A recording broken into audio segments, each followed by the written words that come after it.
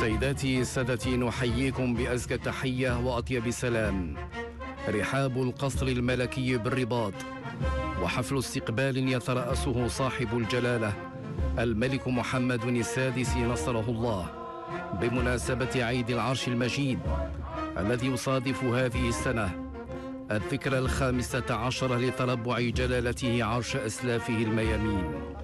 حفل بهيج يتقبل خلاله العاهل الكريم التهاني بالمناسبة السعيدة، وهو حلقة في سلسلة احتفالات رسمية تتوج غدا بحفل الولاء.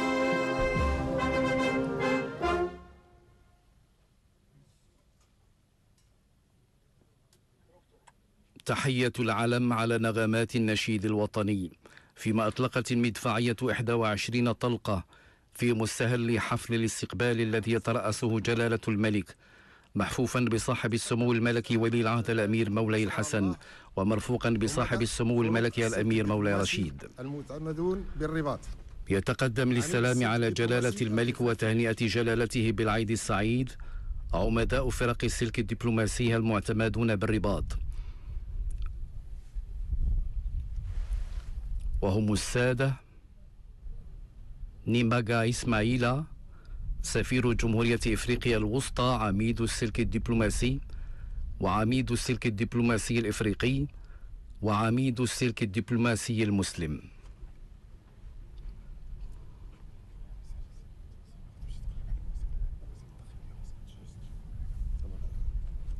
عميد السلك الدبلوماسي الأوروبي،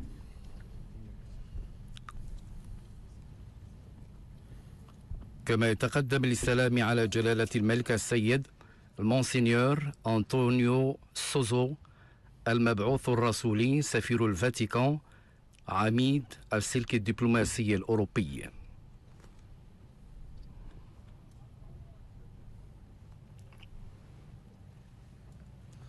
عميد السلك الدبلوماسي الآسيوي، يتقدم للسلام على العاهل الكريم السيد توسوري ويجاجا سفير جمهورية أندونيسيا عميد السلك الدبلوماسي الآسيوي. كما يتقدم للسلام على جلالة الملك السيد فرانسيسكو كارابالو سفير جمهورية الدومينيك وهو عميد السلك الدبلوماسي الأمريكي، والسيد حازم أحمد اليوسفي سفير جمهورية العراق عميد السلك الدبلوماسي العربي. الشخصيات المغربية المدنية والعسكرية على رأسهم رئيس الحكومة السيد عبد الإله بن كيران رئيس الحكومة يتقدم للسلام على جلالة الملك، والسيد رشيد الطلبي العالمي رئيس مجلس النواب، والسيد محمد الشيخ بيد الله رئيس مجلس المستشارين، والسيد مصطفى فارس الرئيس الأول لمحكمة النقد، والسيد مصطفى مداح الوكيل العام لدى محكمة النقد، والسيد محمد أشرقي رئيس المجلس الدستوري، والسيد دريس جطو رئيس المجلس الأعلى للحسابات، والسيد نزار بركة رئيس المجلس الاقتصادي والاجتماعي والبيئي، والسيد محمد يوسف الكاتب العام للمجلس العلمي الأعلى، والسيد إدريس اليزامي رئيس المجلس الوطني لحقوق الإنسان ورئيس مجلس الجالية المغربية بالخارج، السيد عبد العزيز بن زاكور وسيط المملكة، السيدة أمينة المريني الوهابي رئيسة الهيئة العليا للاتصال السمعي البصري، عبد العالي بن عمور رئيس مجلس المنافسة، عبد السلام أبو درار رئيس الهيئة المركزية للوقاية من الرشوة، خليهن ولد رشيد رئيس المجلس الملكي الاستشاري للشؤون الصحراوية، والجنرال دكور دارمي بوشعيب عروب المفتش العام للقوات المسلحة الملكية قائد المنطقة الجنوبية،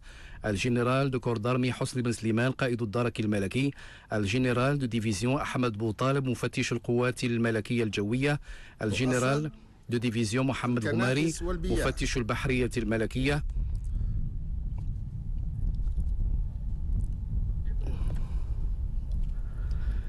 والجنرال دو بريغاد حسن التايك مفتش القوات المساعدة، والكولونيل ماجور محمد بريض رئيس المكتب الثالث، والسيد محمد ياسين المنصوري المدير العام للدراسات والمستندات، السيد مشعب الرميل المدير العام للأمن الوطني، وعبد اللطيف الحموشي المدير العام لمراقبة التراب الوطني، والسيد محمد الموسوي رئيس اتحاد المساجد بفرنسا والرئيس الشرفي للمجلس الفرنسي للديانة الإسلامية. كما تقدم للسلام على العائل الكريم المونسينيور فانس لانديل كبير قساوسة الرباط، والأب صامويل أميدرو رئيس الكنيسة الأنجليكانية بالمغرب، والسيد ماكسيم ماسالينتان رئيس الكنيسة الأرثوذكسية الروسية، ويوسف إسماعيل الحاخام الأكبر للدار البيضاء. كما يتقدم للسلام على جلالتكم نصرها الله السيد فيليبي غونزاليس رئيس الحكومة الإسبانية سابقا. يتقدم للسلام على جلالة الملك السيد فيليبي غونزاليس رئيس الحكومة الإسباني السابق.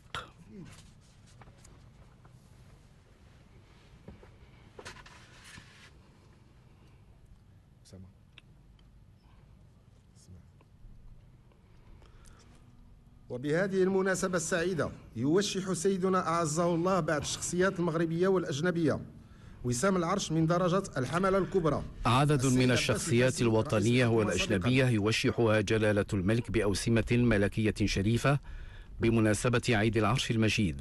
بوسام العرش من درجة الحمالة الكبرى يوشح جلالة الملك السيد عباس الفاسي الفهري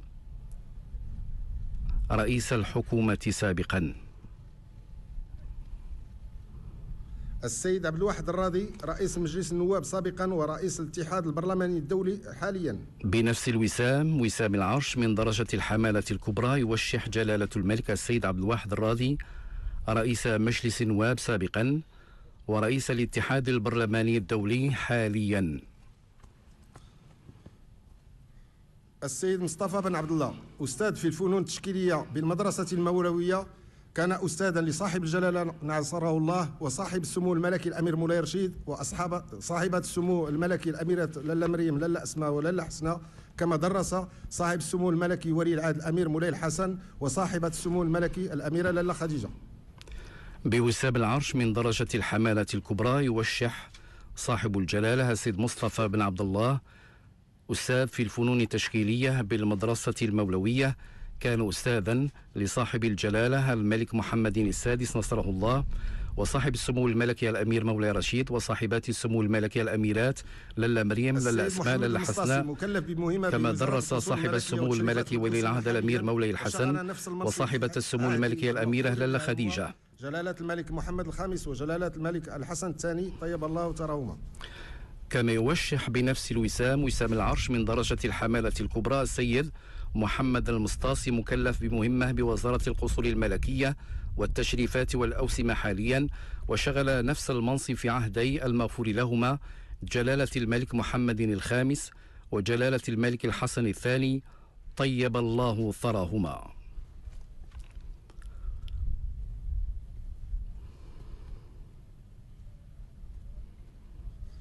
وسام العرش من درجة قائد السيد محمد بن نونة قاضي بمحكمة العدل الدولية لاهاي.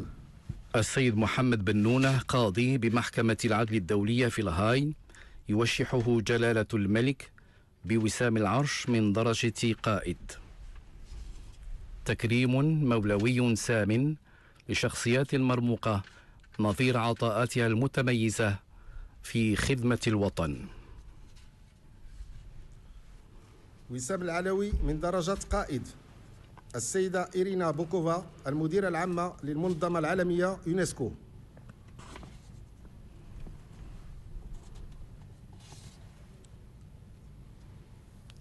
وسام العلوي من درجة قائد السيدة إيرينا بوكوفا المديرة العامة للمنظمة العالمية يونسكو.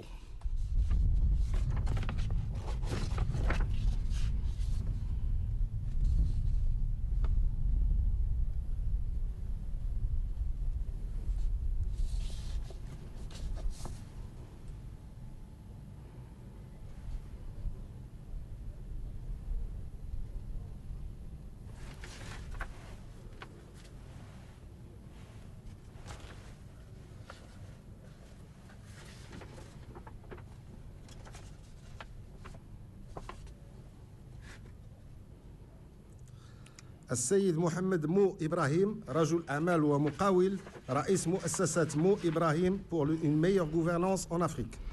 السيد محمد مو إبراهيم رجل أعمال ومقاول رئيس مؤسسة مو إبراهيم pour une meilleure gouvernance en Afrique. يوشحه جلالة الملك بالوسام العلوي من درجة قائد.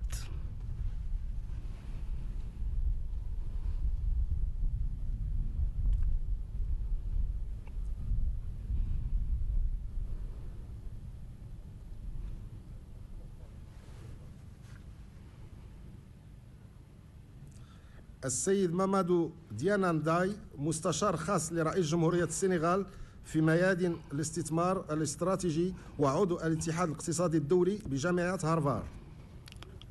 بالوسام العلوي من درجة قائد يوشح جلالة الملك السيد مامادو ديانانداي وهو مستشار خاص لرئيس جمهورية السنغال في ميدان الاستثمارات الاستراتيجية وعضو الاتحاد الاقتصادي الدولي بجامعة هارفارد.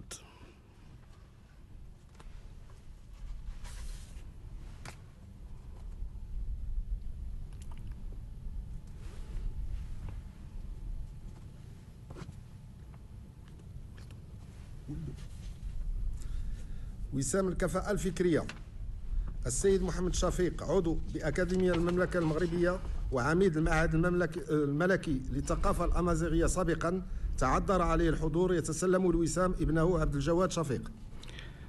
بوسام الكفاءة الفكرية يوشح جلالة الملك السيد محمد شفيق وهو عضو بأكاديمية المملكة المغربية وعميد المعهد الملكي للثقافة الأمازيغية سابقا يتسلم الوسام ابنه عبد الجواد شفيق. مسيو إدغار موغان مدير أبحاث بالمركز الوطني للبحث العلمي بفرنسا سينغاس. بنفس الوسام وسام الكفاءة الفكرية يوشح جلالة الملك السيد إدغار موغان وهو مدير أبحاث بالمركز الوطني للبحث العلمي بفرنسا.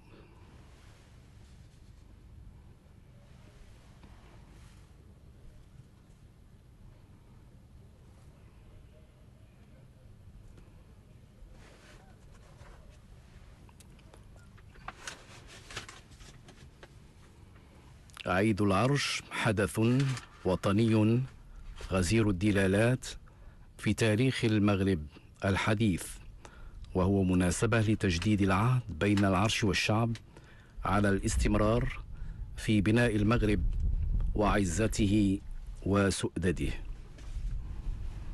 السيد عبد الرحيم العلام كاتب ناقد أدبي ورئيس اتحاد كتاب المغرب حائز على الجائزة الدولية مانهاي من كوريا الجنوبية لسنة 2013.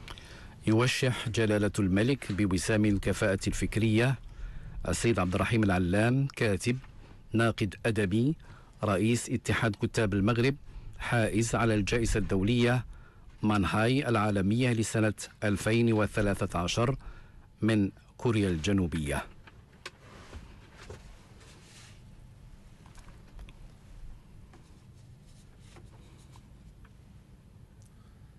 السيد رشيد يزمي، مهندس باحث ومخترع في ميادين تكنولوجيا البطاريات ليثيوم، حاصل على جائزة شارلز ستارك درابر سنة 2014 من الأكاديمية الوطنية للهندسة بواشنطن بالولايات المتحدة، ومقيم بسنغافورة. بنفس الوسام أيضا، وسام الكفاءة الفكرية، يوشح جلالة الملك السيد رشيد يزمي، وهو مهندس وباحث ومخترع في ميدان تكنولوجيا البطاريات ليثيوم إيون، حاصل على جائزة شارل ستار درابر سنة 2014 من الأكاديمية الوطنية للهندسة بواشنطن بالولايات المتحدة الأمريكية، مقيم بسنغافورة. كاتب وفيلسوف مغربي له عدة مؤلفات في الفكر العربي. السيد طه عبد الرحمن، الكاتب والفيلسوف المغربي الذي له عدة مؤلفات في الفكر العربي، يوشحه جلالة الملك بوسام الكفاءة الفكرية. يوشح جلالة الملك عددا من الشخصيات الوطنية والأجنبية في مناسبة وطنية غالية. ميكائيل زاوي، خبير في الميادين المالية بعدة مؤسسات بنكية دولية.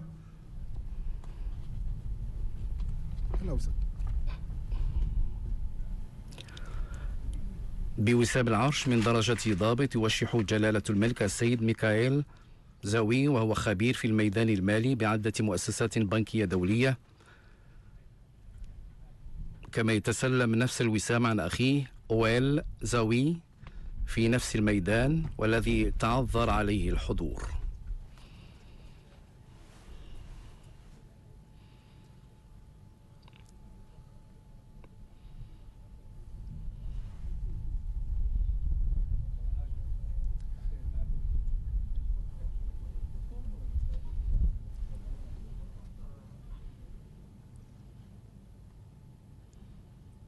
كما يتسلم نفس الوسام عن أخيه يويل زاوي، خبير في نفس الميادين والذي تعذر عليه الحضور.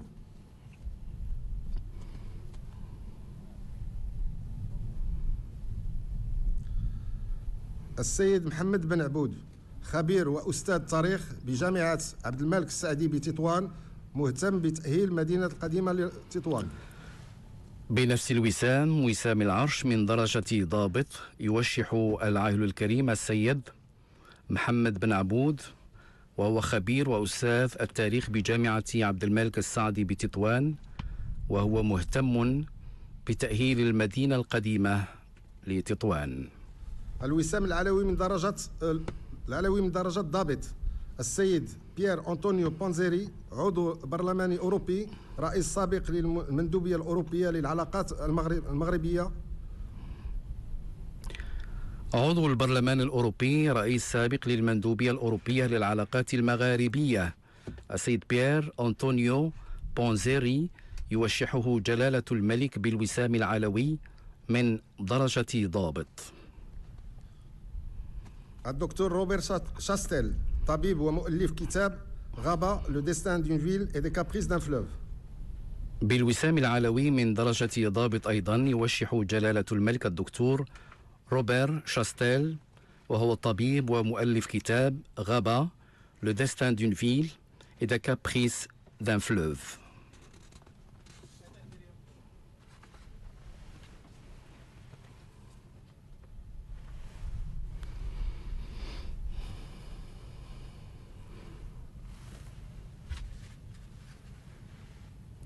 وسام المكافأة الوطنية من درجة قائد، الدكتور عبد الواحد إسماعيل، الاختصاصي في أمراض وتقويم العظام.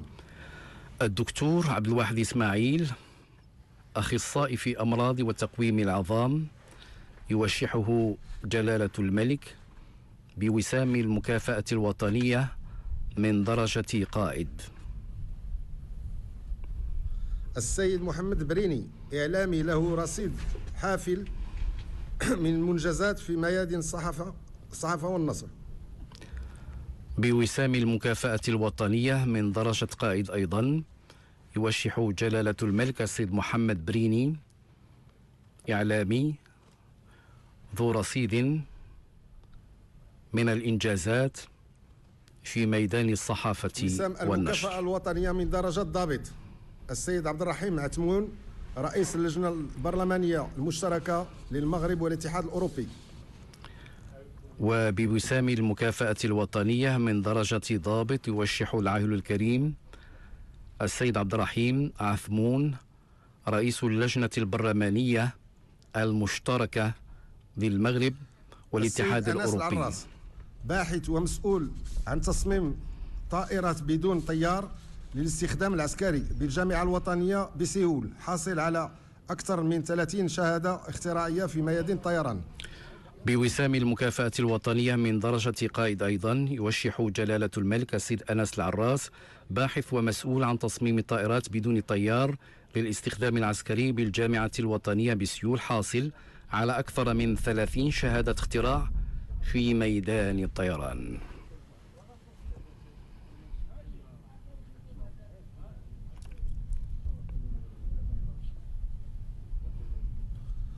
السيد علي بن مخلوف أستاذ جامعي في الفلسفة العربية بجامعة باري إست كريتي وباري سيونس بو، وعضو اللجنة الوطنية الفرنسية للأخلاقيات الطبية.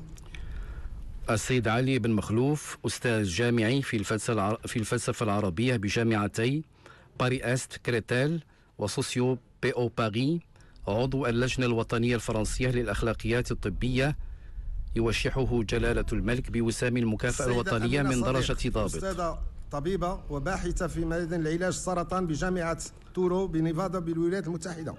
بنفس الوسام يوشح جلالة الملك السيدة أمينة صديق أستاذ طبيبة وباحثة في ميدان علاج السرطان بجامعة نيفادا تورو بالولايات المتحدة الأمريكية.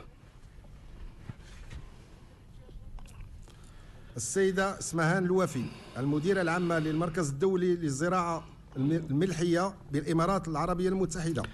بنفس الوسام وسام المكافأة الوطنية من درجة ضابط يوشح جلالة الملك السيدة اسمهان الوافي المديرة العامة للمركز الدولي للزراعة الملحية بالإمارات العربية المتحدة. السيدة حورية بنيس باحثة اختصاصية في التاريخ وفلسفة الرياضيات بالمركز الوطني للبحث العلمي بفرنسا. كما يوشح جلالة الملك بنفس الوسام السيدة حورية بنيس وهي باحثة اختصاصية في التاريخ وفلسفة الرياضيات بالمركز الوطني للبحث العلمي بفرنسا.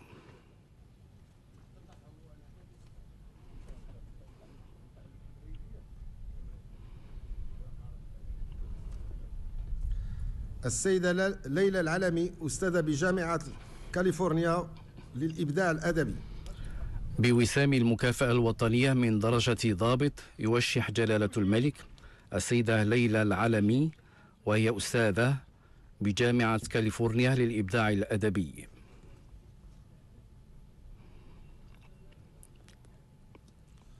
السيدة سعاد مخند صحفية مغربية بعدة منابر إعلامية دولية مقيمة بألمانيا.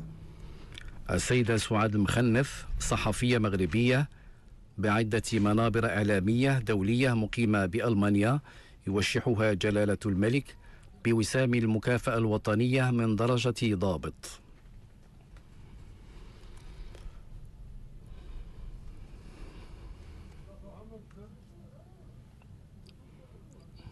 السيد إدريس بن إبراهيم خبير مغربي في ميدان المالي ومستثمر بلندن. بوسام المكافأة الوطنية من درجة ضابط أيضا يوشح جلالة الملك السيد إدريس بن إبراهيم خبير مغربي في الميدان المالي ومستثمر بلندن. السيد عبد الحميد الجمري رئيس لجنة عمال المهاجرين وعائلتهم بمنظمة الأمم المتحدة. السيد عبد الحميد الجمري رئيس لجنة العمال المهاجرين وعائلاتهم بمنظمة الأمم المتحدة، يوشحه جلالة الملك بنفس الوسام وسام المكافأة الوطنية من درجة ضابط. السيد صحفي مغربي بجريدة الشرق الأوسط مقيم بلندن. السيد حاتم بالطيوي صحفي مغربي بجريدة الشرق الأوسط مقيم بلندن، يوشحه جلالة الملك بنفس الوسام وسام المكافأة الوطنية من درجة ضابط. وسام العرش من درجة فارس. السيد خالد الشدادي رئيس الصندوق المغربي للتقاعد. وسام العرش من درجة فارس يوشح به جلالة الملك السيد خالد شدادي رئيس الصندوق المغربي للتقاعد. السيدة نادية العراقي المديرة العامة للوكالة الوطنية للموانئ. بنفس الوسام وسام العرش من درجة فارس يوشح جلالة الملك السيدة نادية العراقي وهي المديرة العامة للوكالة الوطنية للموانئ.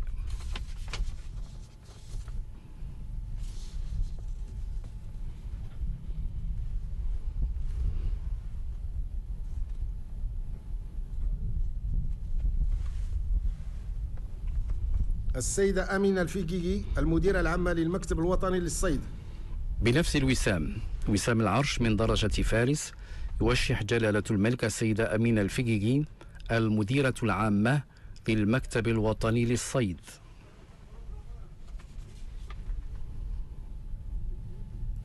السيدة حبيبة القلالش نائبة المدير العام للخطوط الملكية المغربية الوطنية. نائبة المدير العام بالخطوط الملكية المغربية السيدة حبيبة القلالش يوشحها جلالة الملك بنفس الوسام وسام العرش من درجة فارس. وسام المكافأة الوطنية من درجة فارس السيد فؤاد بن صديق خبير وعضو المجلس الاقتصادي الاجتماعي والبيئي. السيد فؤاد بن صديق خبير وعضو المجلس الاقتصادي والاجتماعي والبيئي يوشحه جلالة الملك بوسام المكافأة الوطنية من درجة فارس. السيد فيصل مرجاني سميرس فاعل جمعوي وخبير لدى عدة مراكز الدراسات الدولية. الفاعل الجمعوي والخبير لدى عدة مراكز دراسات دولية السيد فيصل مرجاني سميرس يوشحه جلالة الملك بنفس الوسام وسام المكافأة الوطنية من درجة فارس.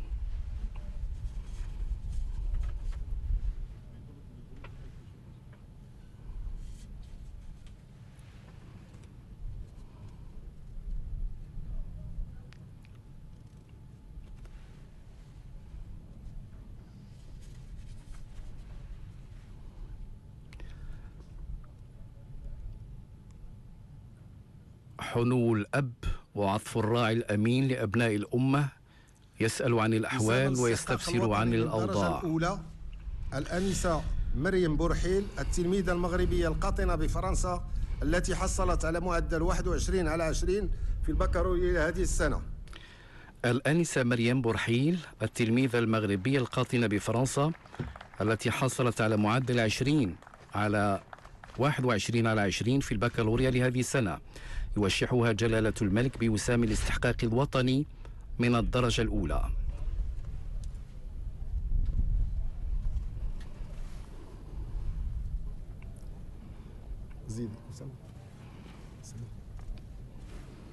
كما يتقدم للسلام على صاحب الجلالة نصره الله أبوها السيد محمد بورحيل وأمها السيدة نادية الطلحاوي.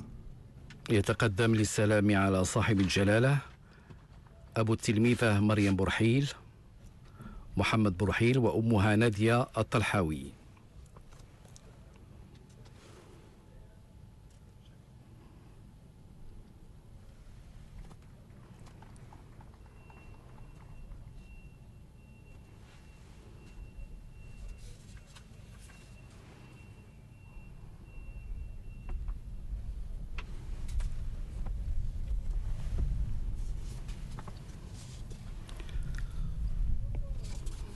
الأنسة ياسمينة براوي التلميذة من ذوي الاحتياجات الخاصة من مدينة الدار البيضاء الحائزة على شهادة البكالوريا بميزة مستحسن.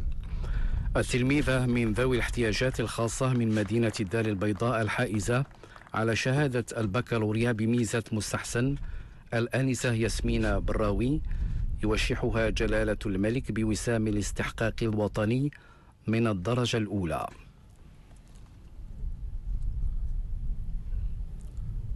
مناسبة عيد العرش مناسبة غالية يعتز بها المغاربة أيما اعتزاز. على صاحب الجلالة عزه الله أمها أمينة مومل. أم التلميذة ياسمين براوي تتقدم للسلام على جلالة الملك. الأنسة هدى نيبي التلميذ الحاصل على شهادة البكالوريا بمعدل 19.45 بسيد البرنوسي بالدار البيضاء. الآنسة هدى نايبي، وهي التلميذة الحاصلة على شهادة البكالوريا بمعدل 19.45 بسيد البرنوسي بالدار البيضاء، يوشحها جلالة الملك بوسام الاستحقاق الوطني من الدرجة الأولى. كما تتقدم للسلام على صاحب الجلالة عزها الله أمها أمينة بوشيخي. السيدة أمينة بوشيخي والدة الآنسة هدى نايبي تتقدم للسلام على صاحب الجلالة. الآنسة سارة رداد، التلميذة الحاصل على شهادة البكالوريا بمعدل 19.35 من إنزغان أيت ملول. التلميذة الحاصلة على شهادة البكالوريا بمعدل 19.35 بإنزغان أيت ملول، يوشحها العاهل الكريم بوسام الاستحقاق الوطني من الدرجة الأولى.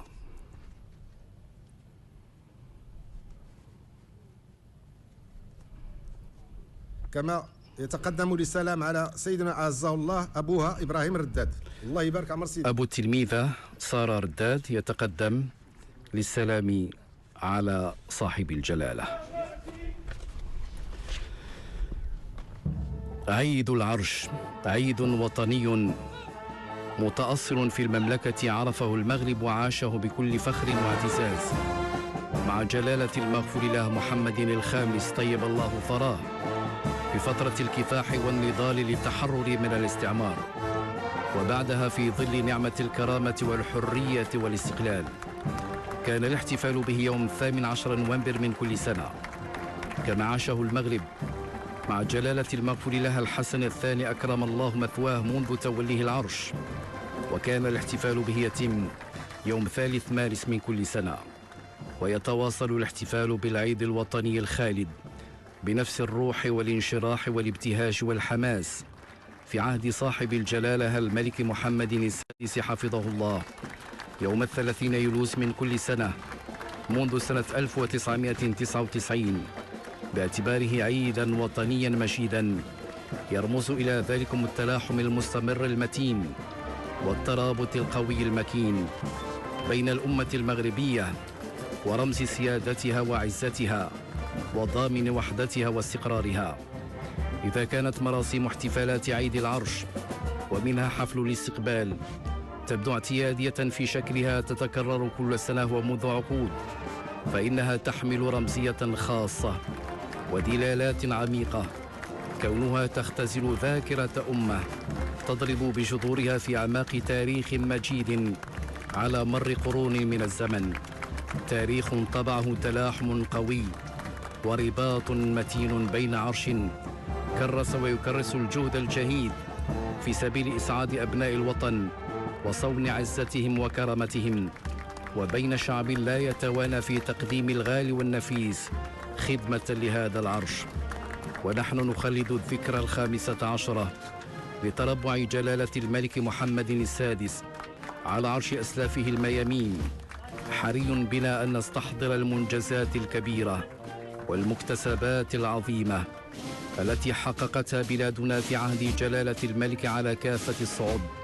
فقد أكد العاهل الكريم العزم على ربط المغرب بمسيرة الحداثة الكونية في إطار علاقة إيجابية منسجمة بين مقومات الهوية المغربية وحركة الزمن العالمي.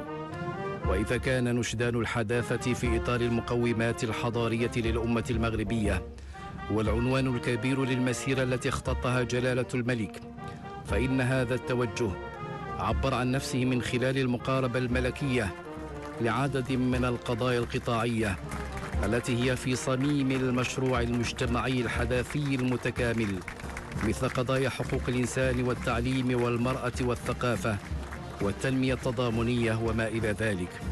مشاريع وإصلاحات ومبادرات خلاقة تنم عن حكمة كبيرة وعبقرية متفردة تستند إلى نظرة شمولية لا تميز بين قطاع وقطاع ولا بين جهة وجهة. كل القطاعات تأخذ نصيبها من الجهد المبذول وكل جهة تنال حظها من حركية التنمية. أبى جلالة الملك في السنة 12 من حكمه الرشيد إلى أن يدخل المملكة المغربية الشريفة في منعطف تاريخي حاسم، وذلك من خلال الإصلاحات الدستورية العميقة التي وافق عليها الشعب المغربي بأغلبية ساحقة. وقد كرست تلك الإصلاحات ذلك الوصف الذي تستحقه المملكة، كونها بلد الاستثناء، استثناء في طبيعة الروابط المتينة الجامعة بين العرش والشعب، استثناء في مسيرته الإصلاحية، استثناء في مسيرته التنموية الشاملة، استثناء فيما يتمتع به من موقع وازن في محيطه الجوي والإقليمي والعربي والإسلامي والدولي، استثناء في موقعه الجغرافي، استثناء فيما حباه الله بالنعم تلو النعم جعلت منه واحة من الأمن والاستقرار والطمأنينة.